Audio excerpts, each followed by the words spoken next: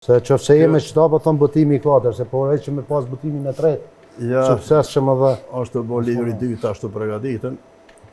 Qka ka këtu? Janë këngë të lirisë, tekste, fotografi, ngjarje? Janë tekste historike deri në luftën e fundit të ushtrisë shqiptare. Është kapitulli 2, këngë të ushtrisë shqiptare të betejës dëshmorëve. Dhe kapitulli 3 ka këngë ndryshme, këngë gërbeti, këngë dashurie e gjitha. Po, Krye kënga e kësaj libri është beteja e Zersit, që jo është pjesa asaj që kum hesna për atë betejë. Ki qenë histori. Edhe redaktori ka thonë kryevepra është këngë diçka që përshkruhet tepër mirë në ngjarje. Shumë mirë. Ngjarje që kum hes vetë, kum ditë me bën këngë kështu. Këngët janë autoriale, këngë të mira që kum shkruar. Kjo e Zersit, apo dhe gjitha... Këtë këngë janë të mira, po. Këtë që tu e në këngë tu janë? Autori gjitha këngëve janë.